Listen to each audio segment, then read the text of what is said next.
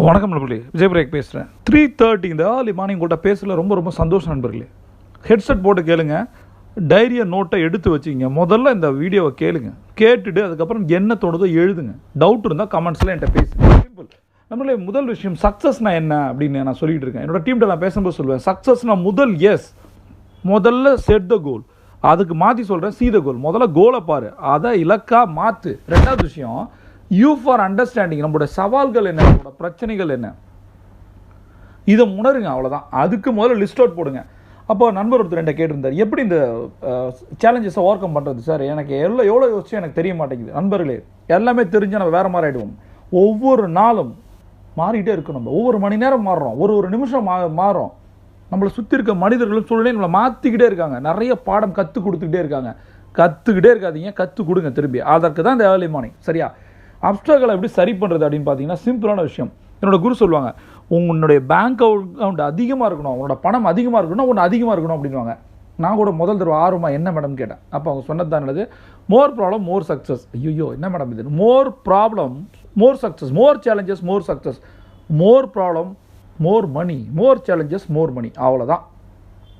உங்களுக்கு நிறைய பிரச்சனைகள் தான் நிறைய சம்பாதிக்க போகிறீங்க, கம்மியான பிரச்சனை தான் கம்மியாக சம்பாதிக்க போகிறீங்க. அப்போ இதுக்கு ஒரு சக்ஸஸ் சீக்ரெட் இருக்குது. அவங்க சொல்லி கொடுத்தா நான் சொல்கிறேன், என்ன தெரியுமா? ஃபெயில் மோர். அவ்வளோதான். எதுவுமே பண்ணாமல் ஜெயிக்கிற ஓட்டுறதை விட ஏதாவது பண்ணி தோற்றுருங்க, மிகப்பெரிய வெற்றி உங்களுக்கு காத்திருக்கு. அவ்வளோதான். முதல்ல நம்ம என்ன லேர்ன் பண்ணுறோம். இந்த எடிசனோட கதை ஒன்று இருக்குது. அவங்க சொல்லுவார்ல, இந்த பல்பை 1000 முறை எப்படி பண்ணக்கூடாது நான் கற்றுக்கிட்டேன். அவ்வளோதான். எல்லாம் எரிஞ்சு போச்சு, காணா போய்ட்டும். 1001வது முறை கண்டுபிடிக்கப்பட்ட அந்த பல்பு சொல்லுது, 1000 தடவை போராடினா தான் ஒரே ஒரு பல்பு கிடைக்குது. அப்போ அவர் ஏன் இதை பண்ணார்? நாம் அதை மாதிரி ஏதாவது ஒன்று பண்ணுறோமா? நம்மளை கடனை அடைக்க முடியல, ரிலேஷன்ஷிப்பை கட்டுக்குள்ளே வச்சுருக்க முடியல. சாதாரண விஷயம் இது. இதையே பண்ண முடியல. நாமெல்லாம் நினச்சி பாருங்களேன், ஐன்ஸ்டீனுக்கும் எடிசனுக்கும் என்ன 10 மூளையா, 100 மூளையா, 1000 மூளையா? உன்னை மாதிரி தான் ஆகணும்.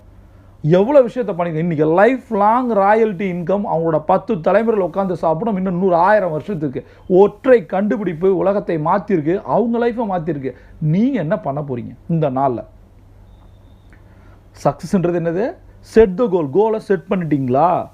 அதை வருஷ கோலா, மாத கோலா, நாள் கோலா, மணி நேர கோலா மாற்றிட்டீங்களா? உங்களோட சேலஞ்சஸை எழுதிட்டீங்களா? இந்த சேலஞ்சஸை ஓவர் கம் பண்ணுறதுக்கு என்கிட்ட என்ன ரிசோர்ஸ் இருக்குது, என்ன எக்ஸ்பீரியன்ஸ் இருக்குது, என்ன ஸ்கில் செட் இருக்குது, இதை எழுத சொன்னால் எழுதிட்டீங்களா? இப்போ களத்தில் இறங்க தயாராகிட்டீங்களா? இறங்கிடுங்க.